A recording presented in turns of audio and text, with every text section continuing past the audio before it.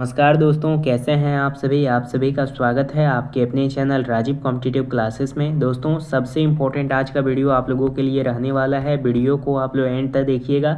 देखिए, अचानक सम्राट चौधरी ने बुलाई कैबिनेट बैठक। शिक्षकों के लिए बड़ा फैसला लिया गया है। सीएम सम्राट ने खुद किया है ऐलान। बिहार कैबिनेट की बैठक पर मुहर। आज आप लोगों का फिर से बिहार कैबिनेट का बैठक हुआ। उसमें शिक्षकों के हित में बड़ा फैसला लिया गया है। सबसे पहले एचएमएसटी का नया मूल वेतन होगा निर्धारण। सबसे पहला आप लोगों के लिए ये खबर है कि जितने भी बिहार के प्रधान शिक्षक हैं, प्रधानाध्यापक हैं, सभी का जो मूल वेतन है ये नए तरीके से इस्टेब्लिश करा जाएगा। यानी नए तरीके से आप लोगों का जो बेसिक मूल वेतन है, बेसिक पे है, उसको अच्छे तरीके से पे स्ट्रक्चर तैयार करके दिया जाएगा।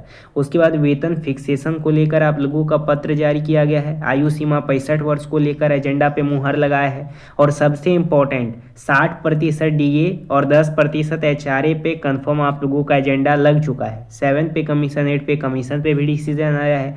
तो वीडियो काफ़ी ज़्यादा इंपॉर्टेंट है। वीडियो को आप लोग एंड तक देखिएगा। वीडियो को शुरू करते हैं। उससे पहले नए हैं चैनल पे सब्सक्राइब कीजिएगा। वीडियो को शुरू करते हैं। अब सबसे पहले यहाँ पे देखिए, बिहार कैबिनेट के बड़े फैसले हैं। डीए आप लोगों का बढ़ा है। 5 जिलों में रूरल, एसपी, ईवी और शिक्षा को बढ़ावा दिया गया है। बिहार कैबिनेट की बुधवार को हुई बैठक में कई बड़े फैसले पर मुहर लगी है।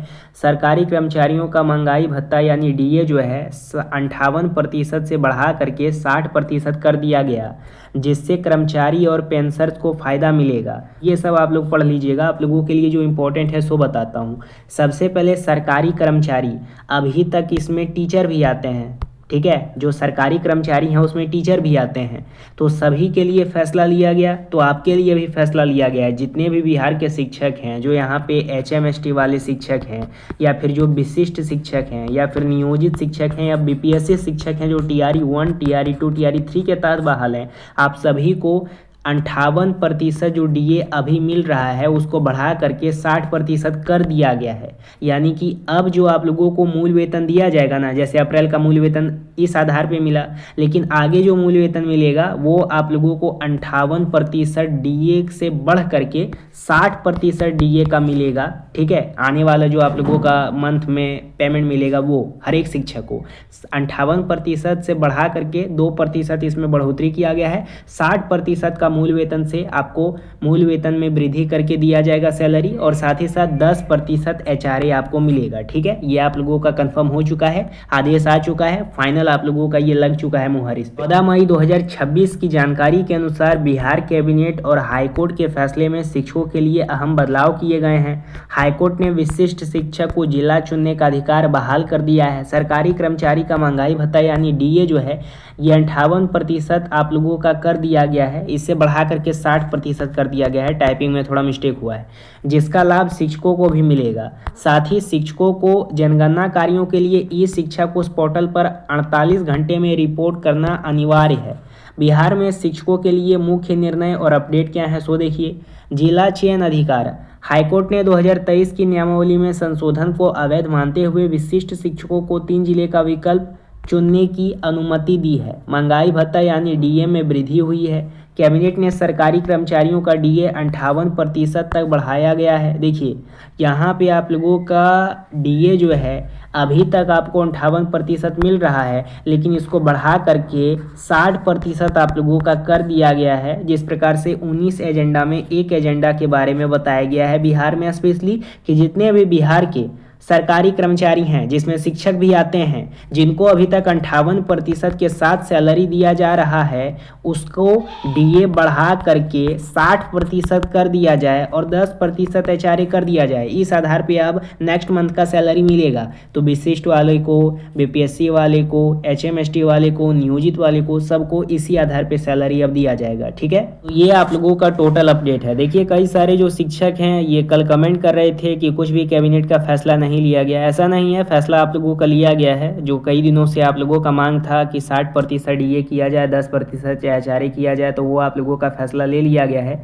अब आप लोग फालतू का कमेंट नहीं कर पाएंगे, क्योंकि अब आप लोगों को 60% का डीए और एचआरए 10% मिल चुका है। आप लोगों के लिए काफ़ी खुशखबरी की बात है।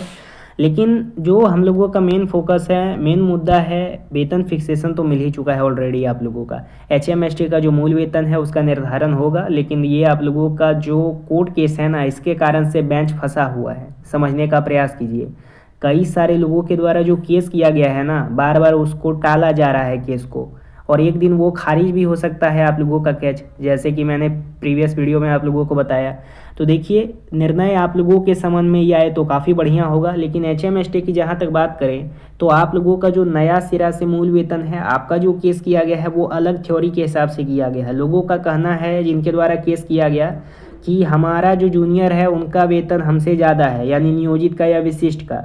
तो इन लोगों का मत है कि उन्हीं के मुकाबले हमको सैलरी दिया जाना चाहिए। हालांकि बाद में सरकार के द्वारा नियमावली के आधार पे आपको अभी 30,500 या 35,000 दिया जा रहा है, लेकिन आगे चल के सरकार के द्वारा कुछ ठोस कदम उठाया जा सकता है और आप लोगों के मूल वेतन में वृद्धि किया जा सकता था, लेकिन नहीं किया गया। क्यों नहीं किया गया? और कैबिनेट में इसका चर्चा भी नहीं होता है HMST के बारे में। इसलिए नहीं होता है क्योंकि पटना उच्च न्यायालय का इस पर सख्त रोक है। सरकार के द्वारा भी बार बार हलफनामा दिया गया, उधर से भी लोगों के द्वारा केस किया गया, जो भी केस करने वाले हैं HMST के संबंध में।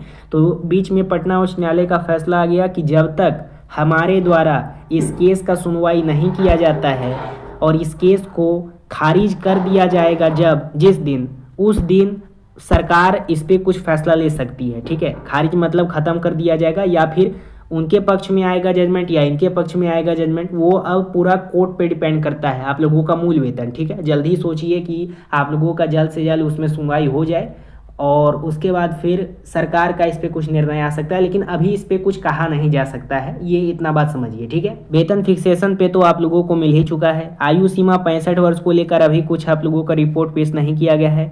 इस पे भी बिहार कैबिनेट में चर्चा चलाया गया है सभी अधिकारियों के द्वारा, लेकिन इस पे कुछ आप लोगों का नहीं डिसीजन लिया गया। लेकिन बोला जा रहा है कि 27 तक कुछ निर्णय इस पे लिया जा सकता है। ठीक है, 27 तक यानी 7 मंथ के बाद, क्योंकि हर एक स्टेट में अलग अलग लोगों के द्वारा कहा जा रहा है, हर एक कर्मचारियों के द्वारा कि 65 वर्ष करना चाहिए केंद्र सरकार को, हर एक स्टेट में जो भी सरकारी कर्मचारी हैं, ताकि ज़्यादा से ज़्यादा एक्सपीरियंस वाले लोग काम करने का अवसर मिल सके। ठीक है, और दूसरा मत ये भी है, जो फ्रेशर हैं उनके द्वारा कहा जा रहा है कि ये बहाली पे संकट आएगा, क्योंकि फ्रेशर को मौका नहीं मिलेगा, 65 वर्ष कर दिया जाएगा। तो वो आगे की बात होगी, देखिए इस पे क्या विचार करा जाता है। बाकी DA 60%, HRA 10% आप लोगों को मिल चुका है। खुशखबरी आप लोगों के लिए है। सबसे इंपॉर्टेंट 7th पे कमीशन, 8th पे कमीशन। कई सारे शिक्षकों को अभी तक लग रहा था कि जो केस किया गया है इन लोगों के द्वारा, ये 7th पे कमीशन, 8th पे कमीशन के लिए ही किया गया है, लेकिन इसके आधार पे नहीं किया गया है। इन लोगों का केस अलग था, विशिष्ट का अलग था, जो कि आज केस हुआ और उस केस का डिसीजन आया और विशिष्ट वाले जीत गए। इनका सरकार के खिलाफ 3 विकल्प को लेकर था, जो 2024 में दक्षता पास करके विशिष्ट बने थे। ठीक है, यानी सक्षमता। और उसके बाद फिर BPSC वालों का भी केस था, लेकिन वो खारिज हो चुका है आप लोगों का। HMST का तो अभी चल ही रहा है, लेकिन किसी के द्वारा भी 7th पे कमीशन, 8th पे कमीशन पे केस अभी तक पटना उच्च न्यायालय में नहीं किया गया है, क्योंकि ये सरकार का खुद का व्यक्तित्व का डिसीजन है। सरकार चाहेगी तभी देगी, और केंद्र सरकार के तहत पूरा ऑल ओवर इंडिया में अभी तक हर एक स्टेट में इसको इम्प्लीमेंट नहीं करा गया है। तो कहा जा रहा है कि 2027 या 2028 के लमसम में आपको पे कमीशन का लाभ मिल सकता है।